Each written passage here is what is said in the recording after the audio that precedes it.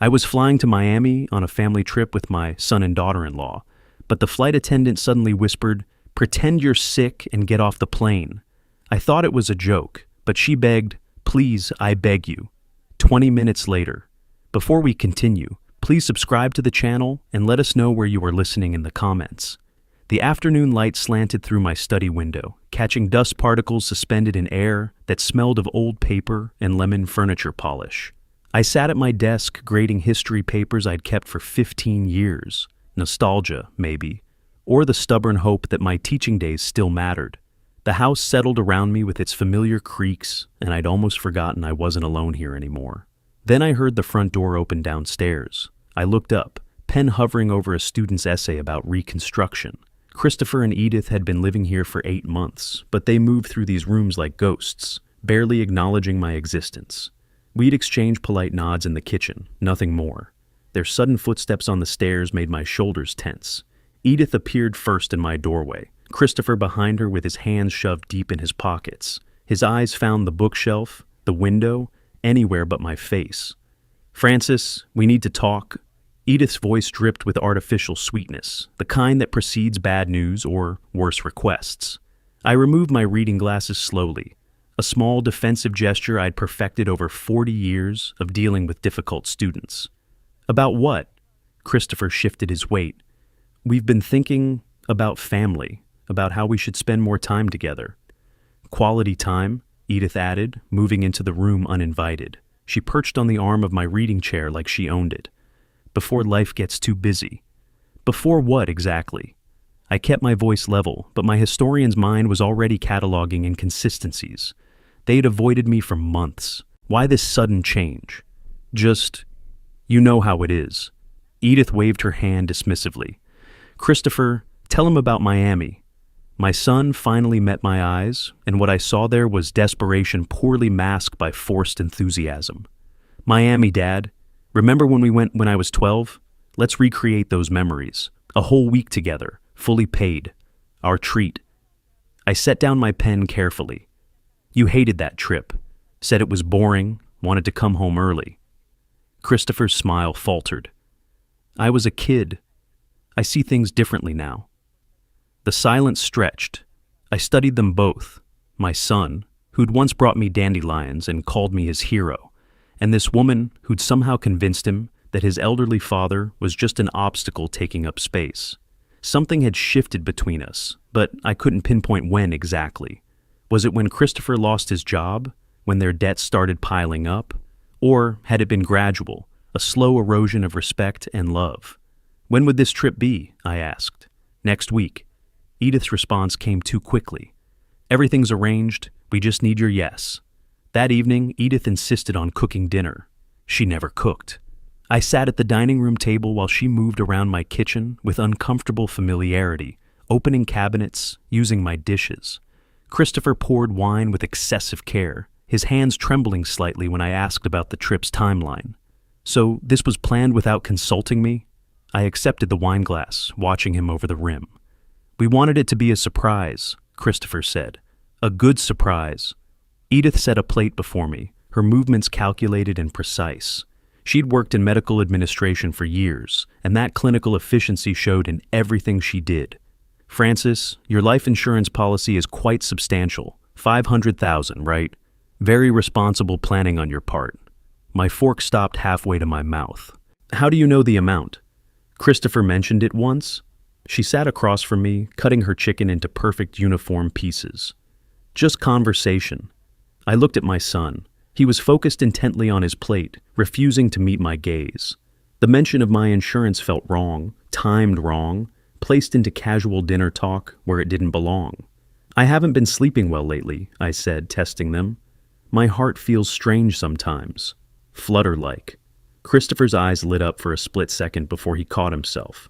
"You should see a doctor. Have you seen a doctor?" "Christopher worries too much." Edith cut him off smoothly. "You look fine, Francis. Probably just stress." They locked eyes then, just for a moment, but I caught it. Something passed between them, unspoken and knowing.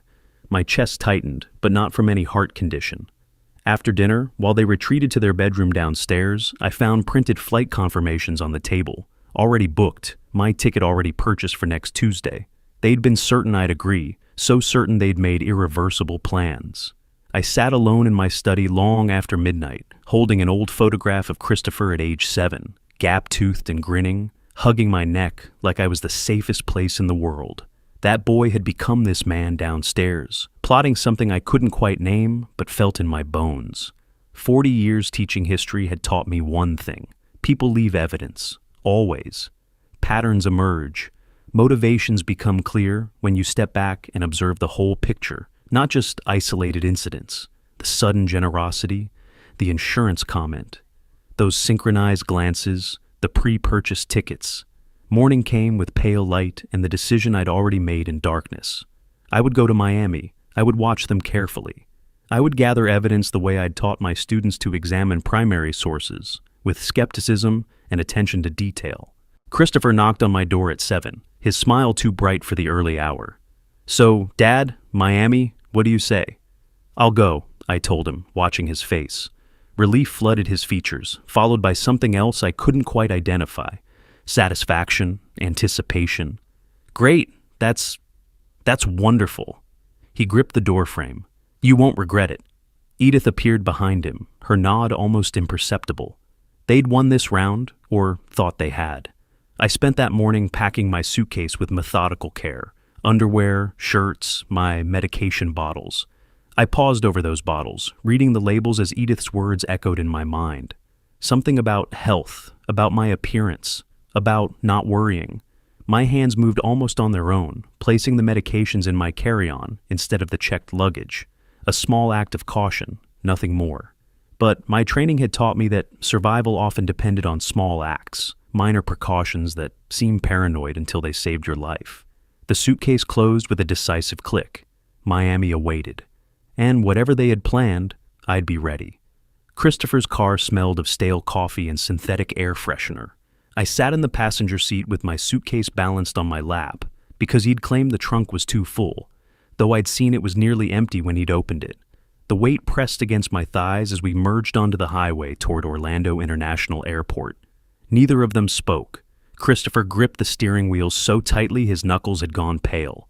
Edith stared out her window, phone in hand, typing rapidly and deleting messages immediately after sending them. I watched her reflection in the side mirror.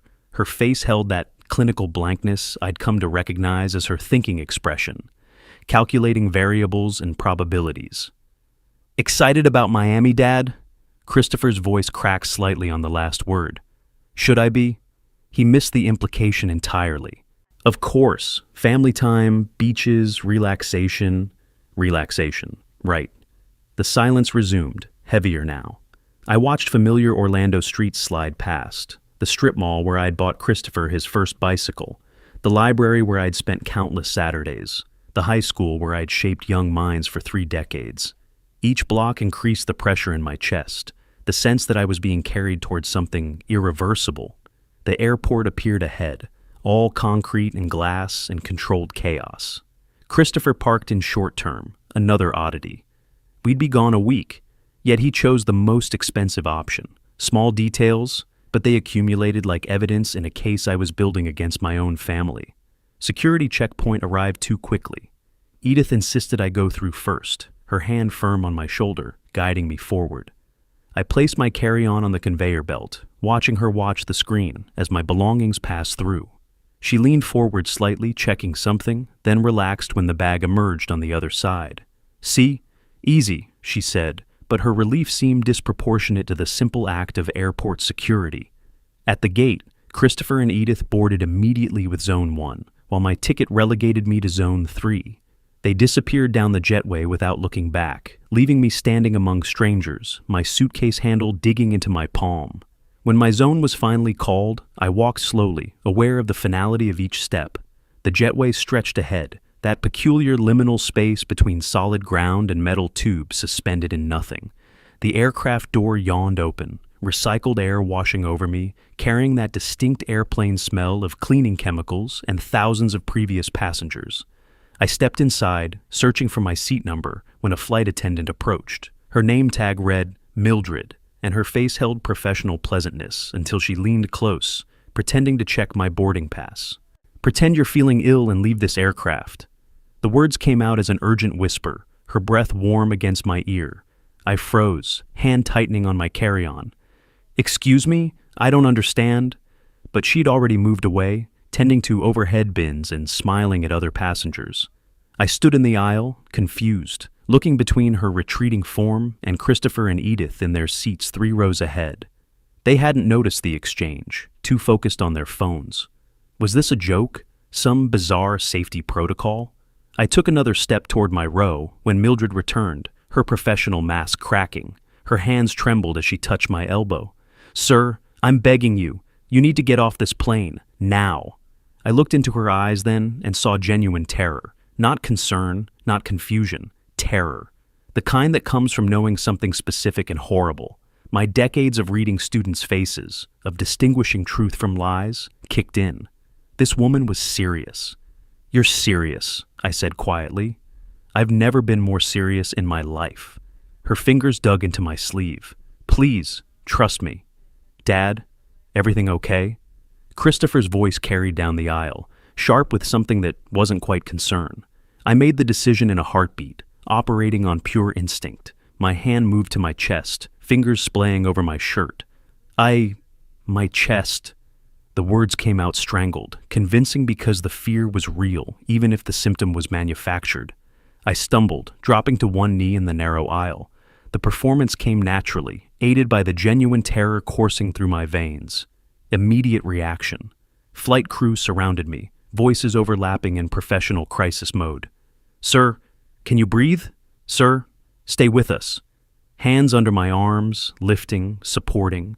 A wheelchair was called. I let them help me, but kept my eyes sharp, observant. The sick old man act didn't extend to my awareness. Through the commotion, I caught Christopher and Edith's faces. That's what I remember most clearly. Not concern, not worry, but disappointment. Pure, undisguised disappointment before their masks slammed back into place and they performed concern for the audience around them. Christopher stood from his seat, the movement aggressive before he softened it, making himself the worried son. "Dad, what's wrong? Should we come with you?" No, stay seated, everyone." A crew member blocked the aisle. "We'll take care of him. Medical personnel are standing by." As they wheeled me backward down the jetway, I heard Edith's voice, low and meant only for Christopher, but carrying just enough in the quiet after crisis.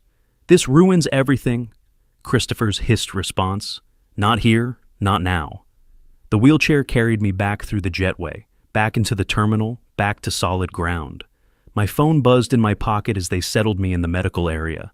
A text from Christopher. "Dad, hope you feel better. We'll call when we land." I watched through the window as the aircraft pushed back from the gate, as it began its slow taxi toward the runway. Christopher and Edith were aboard that plane, growing smaller and more distant with each passing second. The physical separation felt absolute, like I'd crossed some invisible threshold and could never return to the innocence of not knowing. The plane disappeared from view, just another metal speck against blue sky. "Mr. Wilson?" I turned. Mildred stood there, still in her uniform, but off duty now, her face pale and drawn. She glanced around the medical area, checking for listeners. "We need to talk," she said, her voice tight with urgency. "Now, somewhere private." The medical room was small and windowless, fluorescent lights buzzing overhead with that persistent electrical hum that sets teeth on edge. A paramedic had just cleared me. Vitals are fine, probably anxiety, and left me alone on the examination table, paper crinkling beneath me every time I shifted.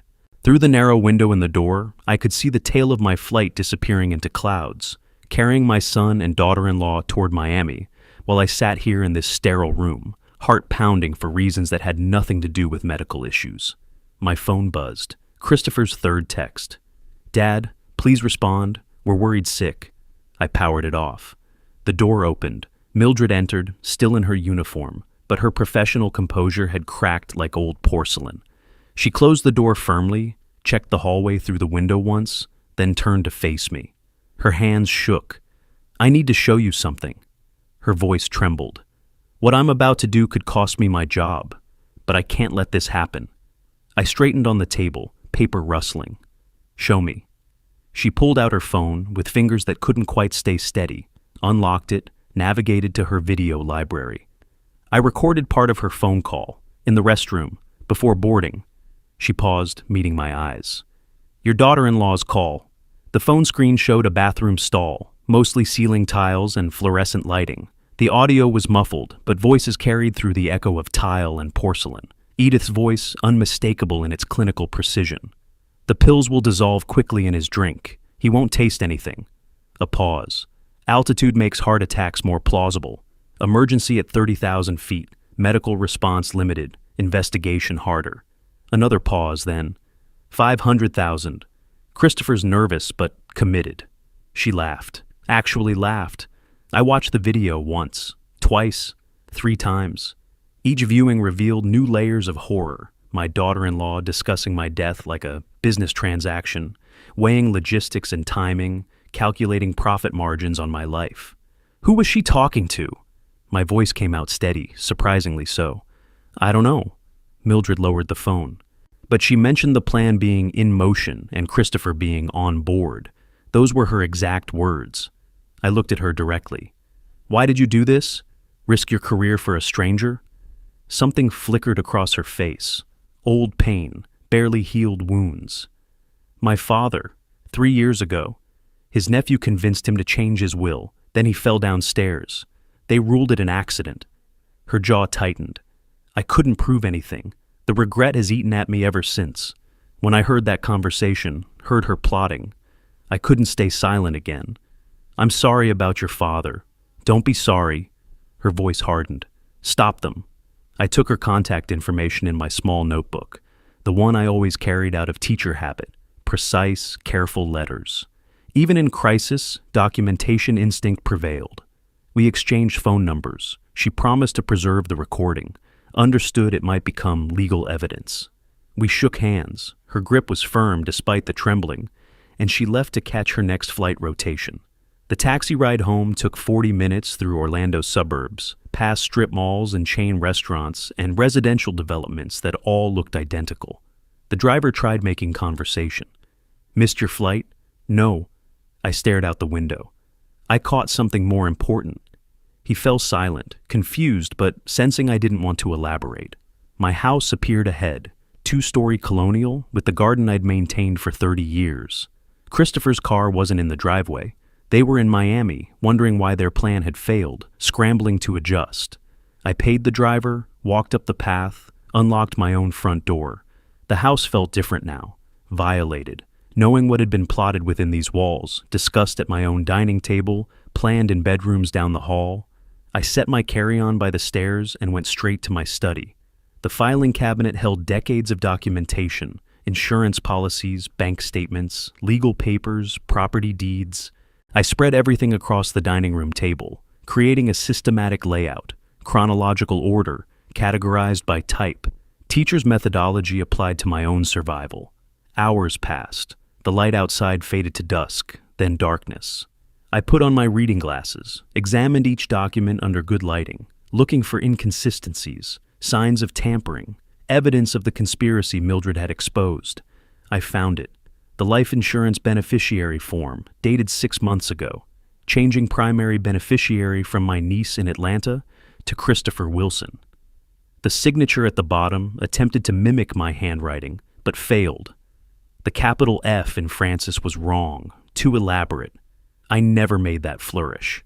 I photographed the document with my phone, evidence preservation. More digging revealed additional horrors. Bank account statements showing transfers I'd never authorized. $38,000 over 6 months. Siphoned in amounts small enough to escape casual notice. A power of attorney document granting Christopher financial authority, signed with my forged name. Medical records I'd never seen. Documenting cognitive decline I'd never experienced. They'd been building a paper trail of my incompetence while I taught night classes at the community center, graded papers, lived my normal life. Creating the fiction of a failing mind to justify their control, to explain away my death as natural consequence of deteriorating health. Evidence, timeline, motive, method. I spoke aloud to the empty room, old teaching habit resurfacing. They planned this for months, living in my house, eating my food, plotting my murder. I held up the forged power of attorney, staring at the signature that wasn't mine. This wasn't impulsive. This was systematic, planned, sophisticated. They'd researched, prepared, established legal groundwork for theft and murder, both. The documents remained spread across my dining table. I didn't clean them up, couldn't. They represented physical proof of betrayal, tangible evidence of how thoroughly I'd been deceived. I sat in my reading chair as midnight approached, the house silent around me. My son was in Miami, probably reassuring Edith that they'd find another opportunity, another method. They didn't know I had the recording, didn't know I'd found their forged documents, didn't know the prey had become aware of the hunters. My hands rested on the chair arms, steady now. The shock had burned away, replaced by something colder, more focused. They didn't just try to kill me. They'd been stealing my life piece by piece for months, erasing my autonomy, building toward my erasure. Time to take it back. 3 days had passed since I'd discovered the forged documents. 3 days of avoiding Christopher and Edith's concerned questions, deflecting their attention with vague mentions of stomach trouble from the airport incident. 3 days of research, reading attorney reviews, making discreet calls, organizing evidence into color-coded folders that now sat on my desk in neat stacks. Nicholas Clark arrived precisely at 2 o'clock, as scheduled. Mid-50s, gray threading through his dark hair, expensive briefcase that spoke of successful practice. A state law specialist with 20 years' experience. His handshake was firm, his eyes sharp and assessing. "Mr. Wilson, thank you for trusting me with this." He settled into the chair across from my desk, opened his briefcase, pulled out a laptop and legal pad. "Walk me through what you've found." I slid the first folder across the desk. Blue tab, financial documents. Nicholas's professional composure held through the first few pages, then began cracking as the scope revealed itself. Forged signatures, altered beneficiaries, fraudulent power of attorney. His fingers moved faster, flipping pages, cross-referencing dates, building timeline. "When did you last review these documents personally?" His pen hovered over legal pad. "The insurance policy, 5 years ago when I retired from teaching." "And you never authorized any beneficiary changes?"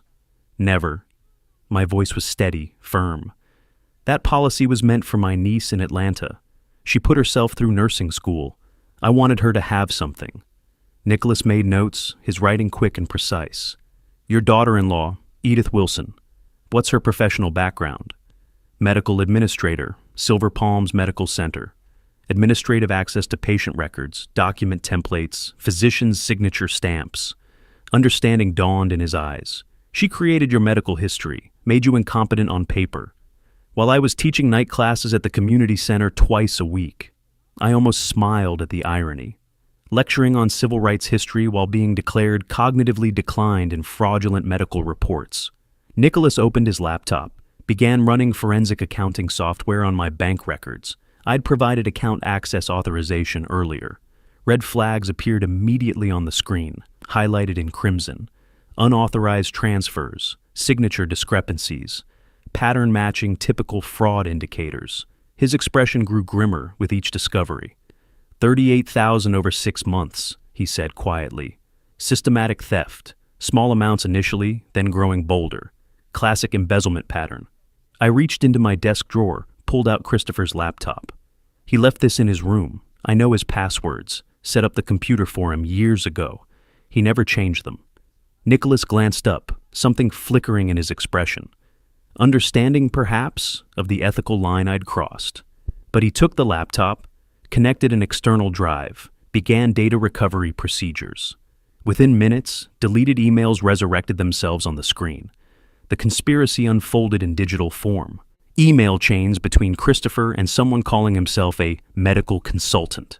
Discussion of substances causing heart failure, untraceable in standard autopsy, particularly effective at high altitude. Prices negotiated. $10,000 for consultation and supply. Meeting arranged at a parking garage in downtown Orlando. Nicholas's jaw tightened as he read. "This is a murder contract. Your son negotiated your death like he was buying a used car." The words should have hurt more than they did, but I'd burned through pain during those 3 days of documentation, reached a colder place beyond conventional grief. "Keep reading," I said. There's more. He found the draft will on Christopher's desktop. Everything left to Christopher and Edith Wilson. My signature forged at the bottom, dated 2 weeks ago. They'd planned to discover it after my death, present it to probate court, claim I'd changed my mind about my niece. Nicholas leaned back, removed his glasses, rubbed his eyes. When he looked at me again, his professional mask had dropped entirely. Francis, may I call you Francis? I nodded. This goes beyond estate fraud. This is conspiracy to commit murder, forgery, elder abuse, financial exploitation. Criminal charges, not just civil recovery. He paused. We need to decide, bring in police now, or build an ironclad case first. My phone buzzed on the desk between us. Christopher's text lit up the screen. Dad, where are you? We need to talk about your health. Nicholas glanced at the phone, then at me. Understanding passed between us wordlessly. The manipulation continued even now. Pressure applied to keep me confused and compliant.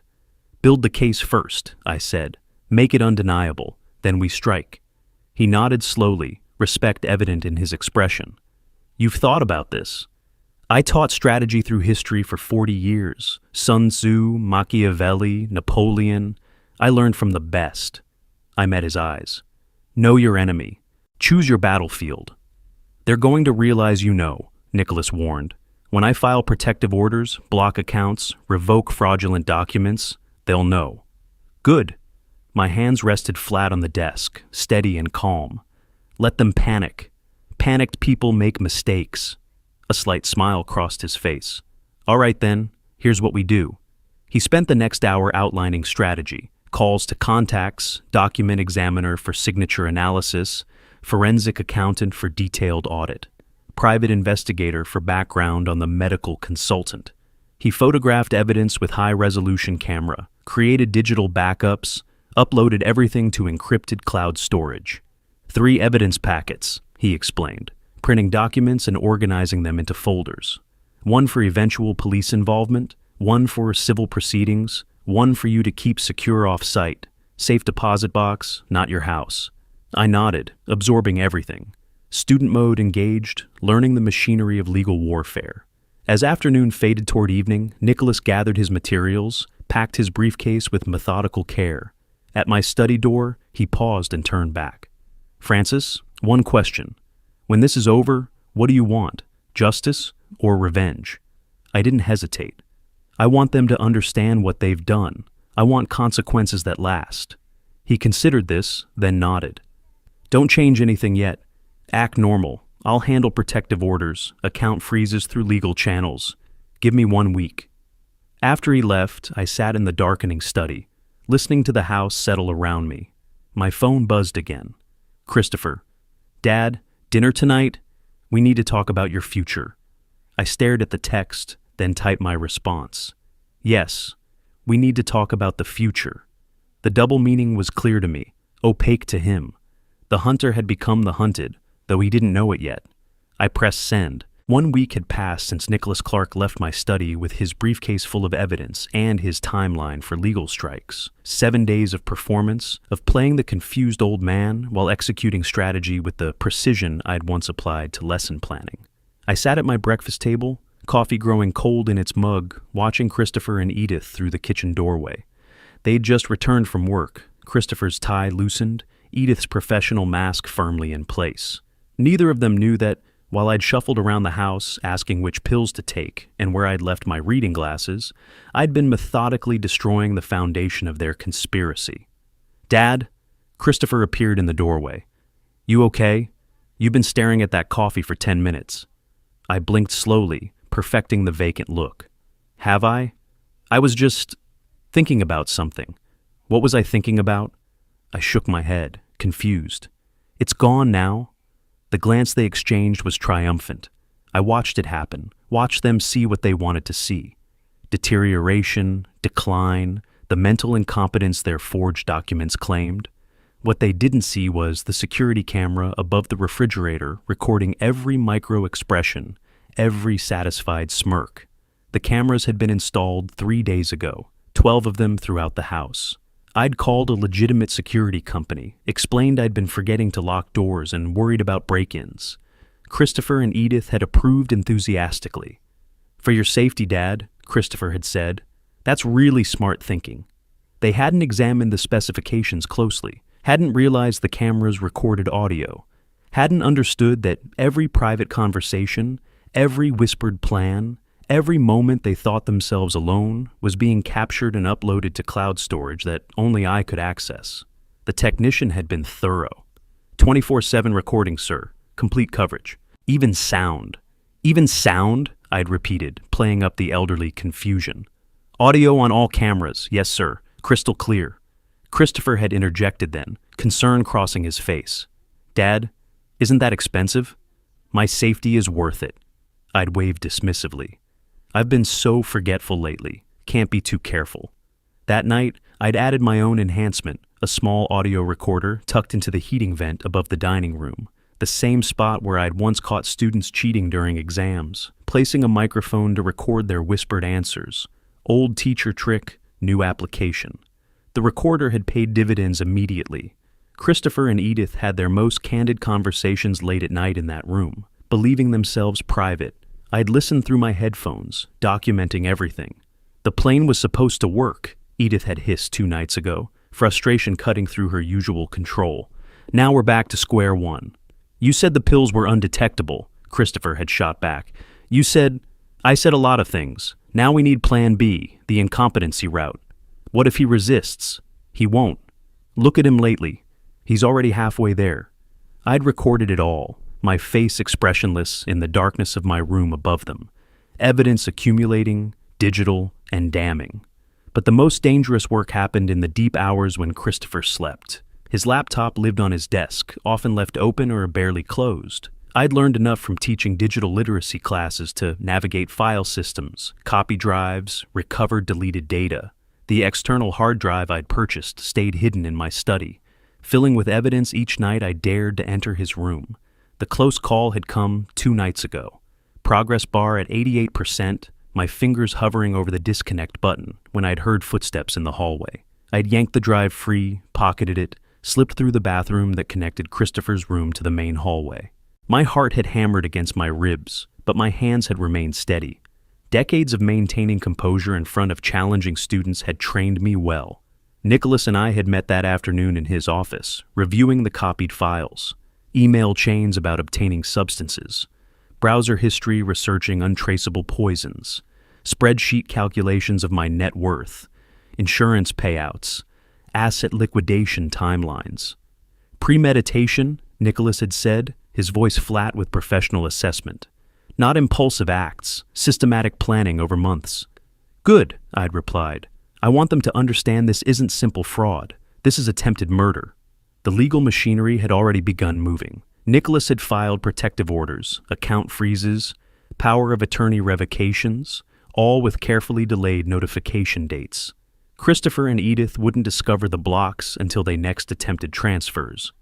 "They won't know until they try to access funds," Nicholas had explained. Then panic. Panicked people make exploitable mistakes. Yesterday, I'd completed the most important task, creating a legitimate new will. Florence Harris, the notary, had been thorough to the point of redundancy. She'd read the entire document aloud, confirmed I understood each provision, recorded a video statement of my intentions. "Your son won't inherit?" she'd asked directly, her experienced eyes searching my face. "My son plotted to murder me for inheritance," I'd replied, clear-eyed and certain. "He'll get exactly what he deserves. Nothing. Everything goes to the Educational Futures Foundation. Scholarships for students who actually value education." She'd nodded, adding extra documentation layers, fingerprints, capacity assessment, multiple witnesses. "I've seen this pattern before," she'd said quietly. "Family members who see elderly relatives as obstacles rather than people. Now, sitting at my breakfast table, performing confusion over which pills to take, I felt the trap tightening around them. Edith approached, her voice dripping false concern. "The blue pills, Francis, for your heart. Here, let me help." "Thank you, dear." I accepted the pills gratefully, swallowed them while she watched. "I don't know what I'd do without you both." The camera above us recorded her satisfied expression, Christopher's approving nod from the doorway. Evidence of their performance, their manipulation, their growing confidence that I was exactly as incompetent as their fraudulent documents claimed. That evening, Nicholas had handed me a burner phone in a parking garage. Neutral location, no cameras, no witnesses. "If emergency," he'd said. "If they escalate to physical danger, call this number. Police are briefed, ready to respond immediately." I'd pocketed it, hoping I wouldn't need it, knowing I might. Late that night, I sat in my study reviewing footage from the day's cameras. On screen, Christopher and Edith in the living room, their voices clear through the audio feed. "We need power of attorney for his medical decisions," Edith was saying. "Find a doctor who'll declare him incompetent. Then we control everything: finances, healthcare, end-of-life decisions." Christopher's face showed no remorse, only calculation. My son had become someone I didn't recognize, or perhaps someone I'd refused to see clearly until survival demanded honest vision. I closed the laptop, picked up my phone, dialed Nicholas's number. "They're accelerating," I said when he answered. "Moving toward forced incompetency evaluation. We need to trigger the account freeze now." "Agreed," Nicholas replied. "I'll activate tomorrow morning." Be ready for their reaction. After hanging up, I opened my old teaching journal, leather-bound, pages filled with decades of classroom observations and educational philosophy. I wrote carefully, "Lesson for today, Sun Tzu was right.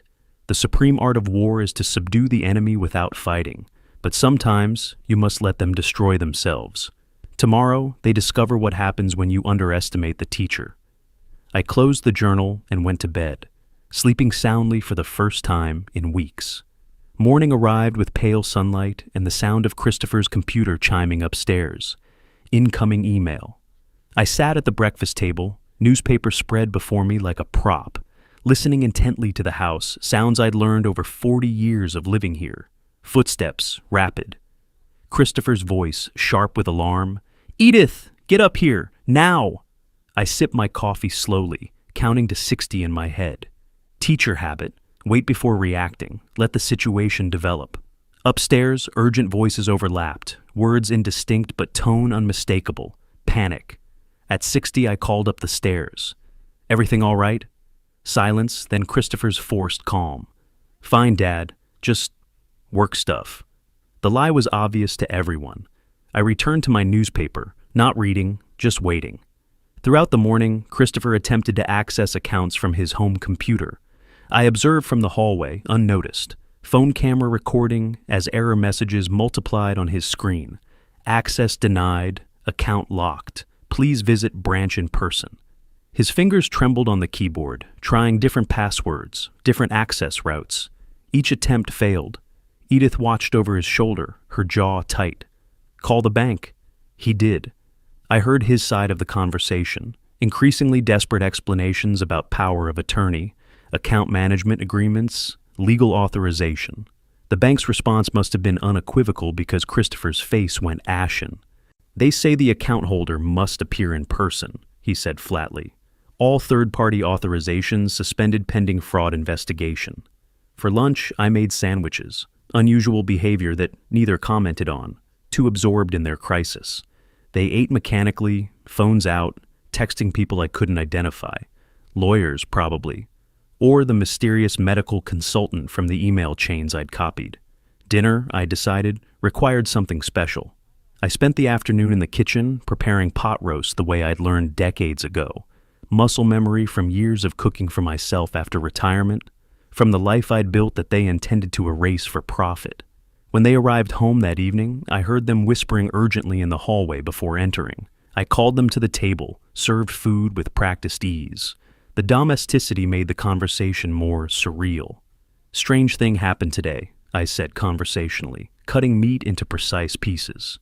"Bank called about unusual activity on my accounts. Apparently someone's been making unauthorized transfers." I looked up, met their eyes. I asked them to investigate thoroughly. Christopher choked slightly on his water. Edith's fork paused mid-air, trembling almost imperceptibly before she forced herself to continue eating. "Dad," Christopher began, "about that, if you were just helping me manage money like you said," I interrupted gently, "the bank will sort it out, unless—" I let the pause extend. "There's something you need to tell me?" Edith's mask slipped, her voice sharpened, professional control cracking at the edges. Francis, you're clearly confused about your finances. This is exactly why you need our help. Why you need oversight. Oversight. I repeated the word slowly. Interesting choice. Legal oversight. She pushed harder. Medical oversight. For your own protection. Protection from what? I asked mildly. From whom? The silence that followed was its own answer. Christopher stared at his plate. Edith's knuckles whitened around her fork. My phone rang. Nicholas as planned. I answered, keeping my expression neutral. Oh, the bank? Yes, I'll come by tomorrow. Investigation? Of course, whatever's needed to protect my accounts. I watched their faces drain of color as I spoke. Unauthorized access is a serious matter. I appreciate them taking it seriously. After dinner, Christopher approached as I washed dishes. Dad, about tomorrow, maybe I should go with you, help explain the account management we've been doing. I smiled gently, drying a plate with methodical care. That's thoughtful, but I should handle my own finances. I'm not incompetent yet. The word hung in the air. Incompetent. Christopher froze, searching my face. Had I emphasized it deliberately? Did I know about their plans? How much did I understand? I turned back to the dishes, leaving him suspended in uncertainty. Late that night, I lay awake in my bedroom, phone on the nightstand displaying the security feed. Christopher and Edith sat in the living room below, their argument clear through the audio. This is your fault, Edith's voice cut like surgical steel. Your sloppy forgeries, your weak stomach for the original plan. The power of attorney was perfect, Christopher started. Obviously not, since we're locked out of everything. She stood, pacing. The camera followed her movement. We moved to Plan B immediately. Incompetency evaluation. I know people at Silver Palms who need money, who owe favors. We get him declared unfit, become his guardians, control everything, including whether this investigation continues. What doctor would cooperate? Not cooperate. Interpret findings favorably. There's a difference. Her voice dropped, became calculating. I'll arrange it tomorrow. I recorded everything, timestamps preserved, evidence accumulating like compound interest. Slow at first, then exponentially damning. Morning brought the promised phone call. Dr. Morrison claimed to be my family physician, which was interesting since I didn't have a family physician. I used the walk-in clinic near the library for occasional needs. Routine cognitive assessment, the pleasant voice explained. Just a standard evaluation. This afternoon at 2? Of course, I agreed warmly. I appreciate the thorough care. After hanging up, I immediately called Nicholas. They're moving. Medical evaluation to declare incompetency. Dr. Morrison, supposedly my physician. Morrison? A pause while he checked. No medical license in Florida under that name. It's fake. So they're using a fake doctor to declare me incompetent. Attempted fraud on top of everything else. Nicholas's voice held grim satisfaction. Francis, keep the appointment. Record everything. I've arranged independent psychiatric evaluation for you tomorrow morning. Dr. Patricia Chen, 30 years experience, impeccable credentials. Their fake diagnosis versus real professional assessment. We'll destroy them in court.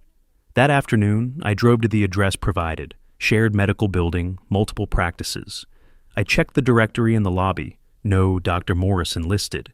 The office number given led to a small suite with temporary signage, the kind you can print and tape up overnight. I sat in my car for a moment, phone recording device active in my shirt pocket. Nicholas had texted, "Police on standby if threatened?" I responded, "Everything ready. Let's see how far they'll go." For 40 years, I'd taught students to distinguish truth from manipulation, evidence from assumption, reality from performance. Today I got to demonstrate those lessons in real time. Christopher and Edith had arranged this test thinking I'd fail. They had no idea I'd been preparing my entire professional life for exactly this kind of challenge. I opened the car door and walked toward the building, steady and certain. Dr. Patricia Chen's office smelled of leather furniture and subtle lavender. I sat across from her, completing the final cognitive assessment, pattern recognition puzzles that would have challenged my students, memory questions I answered with dates and details, executive function tests I navigated systematically. Her sharp eyes watched everything. 3 decades of forensic psychiatry, evident in how she observed not just answers, but approach, methodology, reasoning. Fully competent, she said finally, setting down her pen. No cognitive decline, analytical skills above age group average, no indicators of paranoia or delusion. Frankly, Mr. Wilson, your mental acuity rivals people half your age.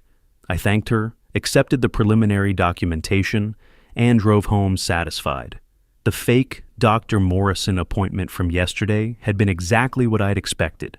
Shabby office with temporary signage, someone claiming credentials they didn't possess.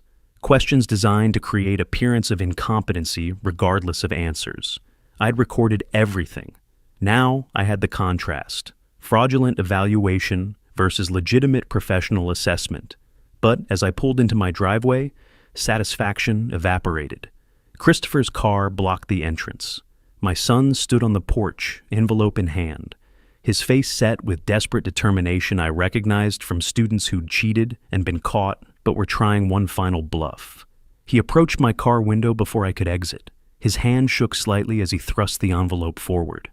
"Dad, this is for your own good. You're not well. We need to protect you." I took the papers, read them thoroughly. Petition for guardianship due to incapacity. The allegations were detailed and damning. Paranoid delusions regarding family members, progressive memory loss, financial incompetence, danger to self due to unstable behavior. Supporting documentation attached, sworn statements from witnesses, medical reports, incident logs. I read every word while Christopher shifted his weight, unable to meet my eyes. "Whose safety, Christopher?" I asked quietly. "Mine or yours?" He fled to his car without answering. Nicholas arrived within an hour of my call. We spread the court documents across my dining room table, the same table where I'd first organized evidence months ago. His professional calm cracked as he read. "They're claiming you're incompetent after attempted murder failed?" He flipped through pages. The audacity of this, these witness statements, these medical reports. "Desperation breeds boldness," I said. "Read the witness list." Mrs. Patterson from next door claimed she'd seen me wandering the yard in pajamas at midnight. Tom Chen from book club noticed increasing confusion during discussions.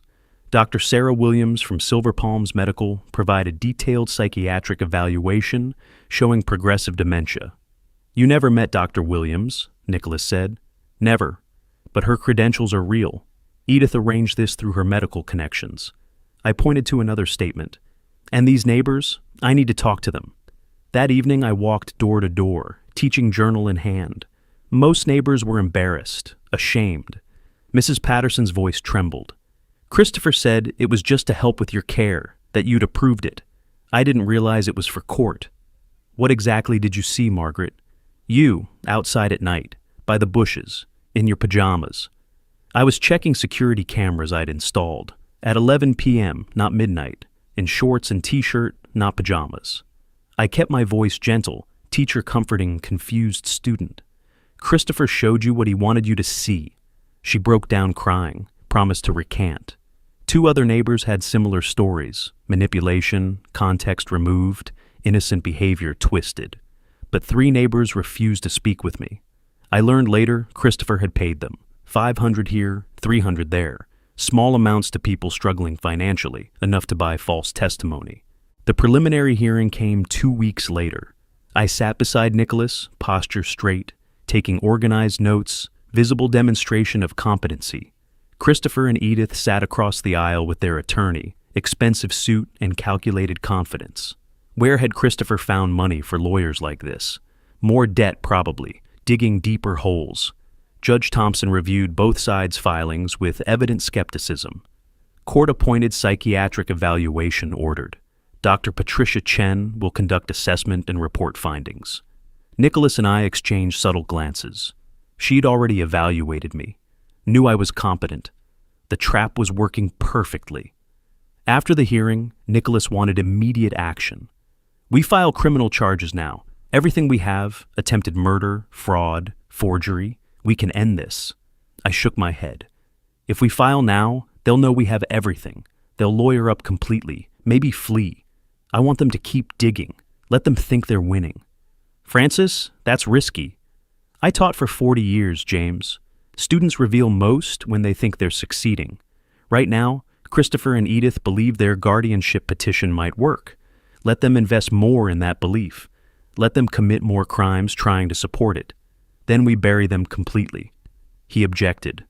Professional instinct demanded immediate prosecution, but respected my decision. Client autonomy, even when the client was choosing the difficult path. That evening, I visited the bank, requested complete audit trail of all account activities for the past year. The manager, sympathetic now that investigation had revealed fraud attempts, provided comprehensive records. I spent hours with a highlighter, marking every unauthorized transaction. Visual timeline of theft. Evidence for prosecution. Several weeks passed. Christopher's behavior grew more erratic as his gambling debts became collection threats. I learned this through Nicholas's investigation. $75,000 owed across 3 sources: online sports betting, local card games, casino markers, threatening messages and recovered deleted emails. Timeline showed debt accumulation had accelerated 6 months before the murder plot began. Motive, clear as classroom chalk on blackboard. My phone rang late one evening. Nicholas. Court-appointed evaluation scheduled. Dr. Chen will conduct it next week. Also, Christopher's gambling situation is worse than we thought. Those debts are why he's desperate. Bookmakers don't accept apologies. I absorbed the information, made notes in my growing case files. Everything organized into labeled folders: financial fraud, forged documents, attempted murder, false medical claims, witness tampering, every piece of evidence cross-referenced, timeline visualized. I stood in my study, looking at the wall where I'd assembled everything. Photos, documents, dates connected with string like detective boards in movies. Except this was real. And the conspiracy led to my son and his wife. 40 years I'd taught students that truth requires patience. Evidence must be overwhelming. Presentation must be irrefutable. Christopher and Edith had given me months to build this case while they thought they were winning. Now they'd learned the final lesson. The teacher always knows more than the students realize. Class was almost over. Time for final exam. Dr. Patricia Chen's court-appointed evaluation report sat on Nicholas's conference table between us. I read the conclusion for the second time, savoring each word. Subject demonstrates full cognitive capacity, no evidence of dementia or incompetency, analytical skills above age group average, no indicators of paranoia or delusion. Recommendation: petition for guardianship be denied. Nicholas spread additional documents across the table, months of evidence compilation, organized into devastating presentation. 3-ring binders, color-coded tabs, chronological timeline poster, exhibits numbered and cross-referenced. Teacher recognized fellow educators' methodology. This was curriculum of crimes, comprehensive and irrefutable. We file today, Nicholas stated, not question. Statement. I nodded once. Everything, all of it. The countersuit was 47 pages detailing 18 separate criminal acts. Attempted murder, conspiracy to commit fraud, multiple counts of forgery, elder financial abuse, witness tampering, obstruction of justice. The criminal complaint ran 23 pages. Evidence exhibits filled 2 boxes. Nicholas and his paralegal delivered everything to the courthouse clerk. I watched from nearby bench as the clerk processed paperwork, paused, read further, then called her supervisor. The supervisor read, face growing serious, then picked up the phone to judge's chambers. Within hours, emergency hearings scheduled. The system recognized severity immediately. That afternoon, professional process server went to my house, where Christopher and Edith still lived because I'd never formally evicted them. Strategic decision to keep them close, monitored. I sat in my car across the street, phone recording, watching. The server rang the doorbell.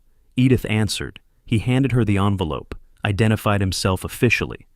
I zoomed my camera, captured her face as she read the first page. Shock, recognition, fear. The progression took seconds. She called for Christopher. Their argument was visible through the window even from my distance. The process server's official report, later entered as evidence, documented everything. Subject Edith Wilson opened door at 2:17 p.m., served papers. She read first page, face drained of color. Quote, "This can't be, he didn't, how did?" Subject called for Christopher Wilson. Quote from Edith Wilson, "You said he was too old to figure it out. You promised. She stopped speaking when she noticed me. That evening, my security cameras captured their panic. Christopher at his computer, frantically deleting files, emptying recycle bins, attempting hard drive wipes. Edith shredding documents until the machine overheated and jammed.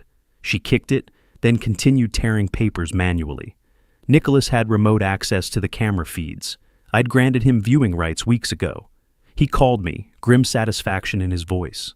They're destroying evidence. Every deletion is another charge. Obstruction of justice, consciousness of guilt. They're creating new crimes trying to hide old ones.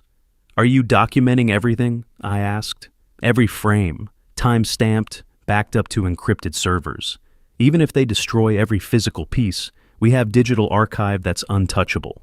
The next morning, their attorney requested emergency meeting with Nicholas. The settlement offer came quickly. Christopher and Edith would return the $38,000, vacate the property immediately, relinquish all inheritance claims, accept permanent restraining order. In exchange, I'd drop criminal charges. Nicholas brought the offer to my house. We sat in the dining room where this had all begun, where I'd first spread evidence and understood the scope of betrayal.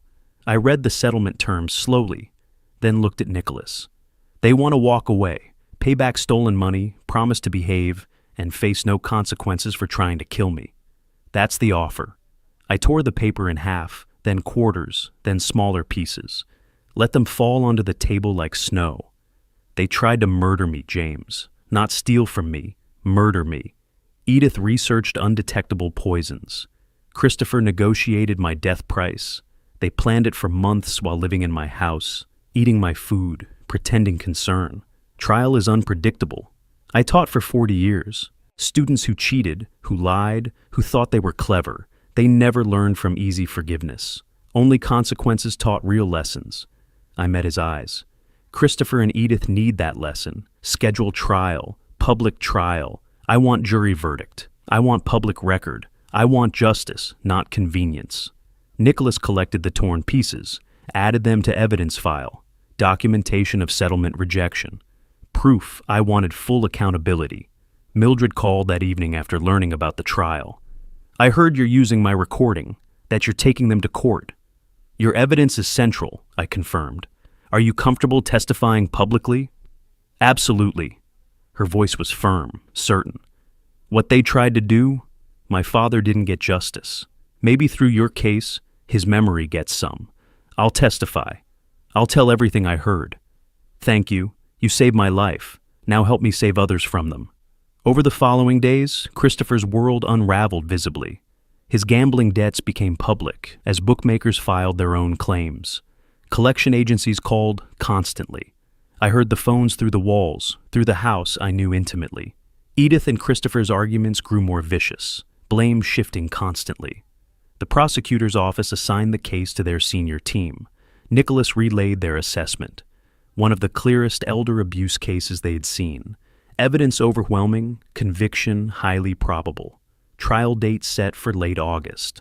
I stood in my study that evening, looking at the wall where I'd created visual timeline of the conspiracy. Photos, documents, dates connected by string. Months of evidence displayed, patterns clear, guilt undeniable. I removed one photo from the board. Old picture of Christopher at 8 years old, smiling, gap-toothed, innocent. The boy who'd once called me his hero, who'd brought me dandelions and construction paper cards on Father's Day. I held that photo, allowed myself one moment of grief for the son who could have been, should have been, never was. Then I placed it in my desk drawer and closed it firmly. I raised you better than this, I said to the empty room. You chose differently. Now we both live with consequences. I turned off the study light, walked out. Tomorrow brought preparation for trial.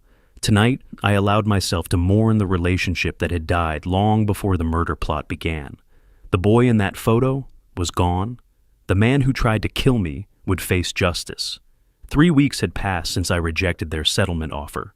The house felt different now, lighter, cleaner, like pressure released from a sealed container. Christopher and Edith had moved out 2 days ago, following formal eviction order, and I walked through spaces they had occupied, noting what they'd left behind in their hasty departure. Unpaid bills scattered across the bedroom floor, broken picture frames, clothing abandoned in closets. Christopher's childhood baseball trophy, ironically, awarded for sportsmanship. Edith's medical textbooks, tools of a profession she'd lost. Their wedding album, documenting a union now fracturing. I photographed everything, not vindictively, just documentarily. Teacher's instinct. Preserve records, maintain evidence. My phone buzzed. Nicholas. Christopher's car was repossessed this morning. Bookmakers are filing liens. Their apartment lease required 3 months up front. They borrowed from Edith's sister. Everything's collapsing. I read the message twice, felt no satisfaction. Just inevitable progression of consequences. The gambling debts, now public through court filings, had triggered aggressive collection. Bookmakers discovered Christopher wouldn't inherit my estate. My new will, filed publicly, showed charitable donation instead. They escalated, threatening calls, workplace visits, public confrontations. $18,000 still owed on the repossessed car. Credit cards maxed. Bank accounts garnished. Christopher tried borrowing from friends, family, anyone. Most refused, having learned the truth. His desperation became neighborhood gossip. Edith's professional destruction paralleled their financial ruin. Silver Palms Medical Center's investigation revealed her data breaches, accessing patient records without authorization, creating false medical documents, sharing confidential information. Florida Medical Board opened disciplinary case. The clinic terminated her employment immediately, flagged her credentials. Future healthcare employment virtually impossible. 15 years of career building ended in a 15-minute meeting. Security escort walked her out. Confiscated badge and keys. Former colleagues watched, whispered. She drove to their apartment, sat in the car for an hour before facing Christopher. Their new apartment was in a declining neighborhood, all they could afford now. The contrast with my comfortable home became daily reminder of their choices. Through thin walls, neighbors heard their arguments escalate. "This is your fault," Edith's voice carried through walls late one night. "Your gambling, your debts, your weakness." My weakness? Christopher's response was defensive, desperate. "You wanted him dead. I wanted money. You wanted murder. And now we have nothing. No money, no house, no future. We have each other." Edith's bitter laugh. "That's the worst part." Neighbors documented these fights, discussed them next morning. News spread. Community judgment was harsh and complete. One afternoon, Edith's sister arrived at Nicholas's office looking mortified. I was there reviewing final trial preparations. They asked me to bring this. She handed over an envelope like it burned her fingers. I told them it was pointless, but they're family. "Read it for me," I said. She opened it reluctantly. "We offer $100,000 in exchange for dropping all charges. We acknowledge mistakes and seek resolution." Mistakes. I repeated the word slowly. "They call attempted murder mistakes." Her voice dropped to almost a whisper. "I don't recognize my sister anymore." I pulled out a pen, wrote directly on their offer. Single sentence in my teacher-perfect handwriting: "Justice is not for sale. See you in court." I handed it back unsigned. "They won't accept this," she said. "They'll be devastated." Good. They should be. Devastation is appropriate response to attempted murder and betrayal. I met her eyes. "Tell them the only settlement I'll accept is the one the judge pronounces." Over the following days, former neighbors who'd initially testified for Christopher, the 3 who'd accepted payment, contacted Nicholas requesting to change testimony. They'd learned the full truth, felt manipulated, wanted to correct the record. I watched these meetings, saw their shame, offered no comfort, but accepted their truth. Justice required accurate testimony, not punishing confused witnesses. One recanting witness, an elderly man who'd taken $500, looked directly at me. "Christopher said you'd approved everything, that signatures were just formalities. I needed the money. My rent was late. But then I learned what they really tried to do. Murder isn't helping with paperwork." "Then tell the truth," I said. "Completely. That's all I ask." The trial date approached. Christopher's employer, after workplace collection visits, put him on probation. Edith's medical board hearing was scheduled for September. Professional license revocation likely. Their marriage was toxic waste, corrosive to everything it touched. I stood in my bedroom one evening, looking at the calendar. trial date circled in red. 3 days away. I'd laid out courtroom clothing, press suit, conservative tie, polished shoes, teacher preparing for important lecture. Phone rang. Nicholas. Final witness prep tomorrow morning. Then we're ready. I'll be there, I confirmed. After hanging up, I looked around my quiet house. For the first time in months, I felt peaceful, not happy. Peace and happiness are different things, but calm, certain. Justice delayed is not justice denied. I took out the old photo of young Christopher from my desk drawer, the one I'd put away weeks ago, looked at it one final time, the innocent child who became guilty adult. I wrote on the back, "I gave you everything. You chose this path. I choose justice." Placed it in an envelope, sealed it, addressed it to Christopher for delivery after trial. Not cruel, just honest. Final communication between father and son. Then I went to bed, slept soundly for the first time in months. Preparation complete. Tomorrow, consequences arrive. The morning of trial arrived with sunrise just beginning to paint Orlando's sky. I woke early, dressed carefully in the suit I'd laid out the previous night. Tie knotted precisely, muscle memory from 40 years of professional dressing, shoes polished until they reflected light. Breakfast was simple, coffee, toast, routine maintained despite the day's significance. I reviewed nothing. Preparation was complete, evidence memorized, testimony ready. Nicholas picked me up at 8. We drove to the courthouse in comfortable silence, professionals prepared for performance. I watched morning traffic, ordinary people beginning ordinary days. Mine would be anything but ordinary, but necessary. Justice requires witnesses, requires public record, requires official pronouncement. The courtroom filled quickly. Media present. The case had attracted attention. Christopher and Edith sat with their attorney, looking diminished, defeated before verdict was announced. I sat behind the prosecution table, posture straight, calm. Judge entered. Everyone rose. The prosecutor's opening statement outlined the conspiracy clearly. Evidence will show defendants plotted to murder Francis Wilson for insurance money. They researched methods, obtained substances, created false documents, manipulated medical systems. Only intervention by alert flight attendant prevented this murder. Defense offered weak argument about family misunderstandings and poor communication. The jury's attention remained on the prosecution. Evidence presentation was systematic and devastating. Mildred's video played on courtroom screens. Her recording filled the room, Edith's voice unmistakable. Pills in his drink, heart attack at altitude, 500,000. Christopher flinched hearing it. Edith stared straight ahead, jaw clenched. Mildred took the stand, voice shaking initially, but strengthening as she testified. I heard her clearly. She talked about heart attack, about altitude making it believable. She mentioned insurance money. I recorded it because I knew I had to have proof. Defense attempted cross-examination. "Isn't it true you were in financial distress yourself?"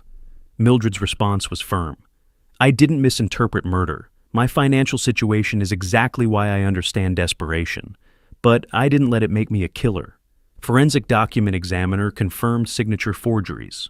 Bank representatives detailed unauthorized transfers totaling $38,000. Dr. Patricia Chen testified to my full mental competency, destroying the incompetency claims entirely. Email evidence showed correspondence with medical consultant about lethal substances. Each piece built an irrefutable case. Then I took the stand. Oath administered, I settled into the witness chair. 40 years teaching had prepared me for public speaking, managing attention, delivering information clearly.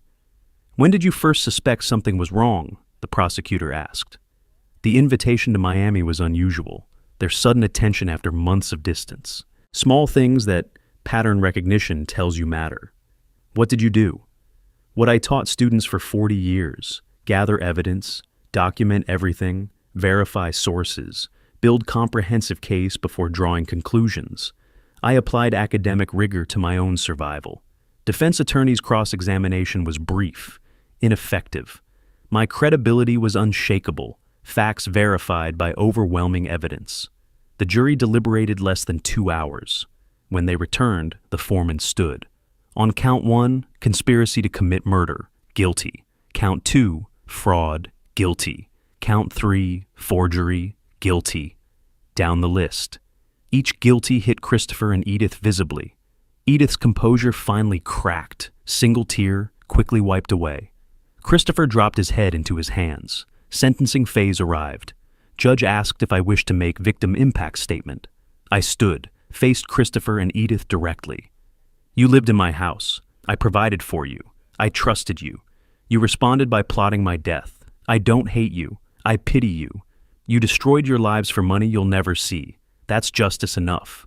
I sat. Judge nodded, appreciation for brevity and dignity. Sentences? Christopher received 3 years probation with strict conditions. Edith 5 years, longer due to professional credential abuse.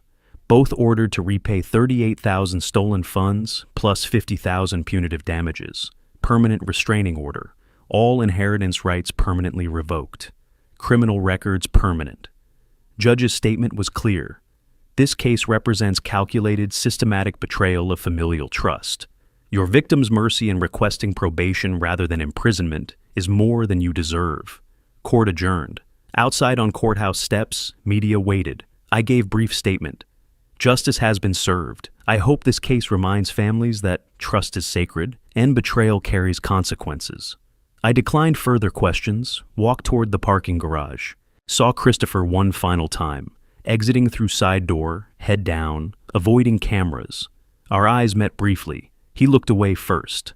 I felt nothing, not anger, not satisfaction, not even sadness anymore. Just completion. Chapter closed. Nicholas drove me home. We rode in silence, comfortable and complete. As we pulled into my driveway, he extended his hand. You did good, Francis. Real good. We did, I corrected. Thank you. Inside my house, I stood in the quiet hallway. House was mine again, legally, physically, emotionally. I walked to my study, saw the timeline board I'd created weeks ago, covered with evidence documentation. Carefully, methodically, I began taking it down. Each photo, each document removed and filed. The conspiracy existed, justice was delivered, but I wouldn't live surrounded by reminders of betrayal. I placed all documentation in a banker's box, labeled it Christopher, case closed, August 2025. Stored it in the closet, not forgotten, but archived. Then I sat at my desk, opened my laptop, composed an email to the local high school principal. I'm a retired history teacher with 40 years experience. I'd like to volunteer, teaching 2 afternoons weekly, no compensation needed. I have stories worth telling, lessons worth sharing. Students should know that knowledge protects, documentation matters, and justice, though slow, arrives for those patient enough to pursue it properly. I hit send, closed the laptop, looked around my study, books I'd collected, papers I'd graded, life I'd built. Everything intact despite Christopher and Edith's attempts to destroy it. I smiled slightly, first genuine smile in months. Not because I was happy. Happiness would take time, but because I was free. Justice delivered, conscience clear, future unwritten. Tomorrow I would begin again.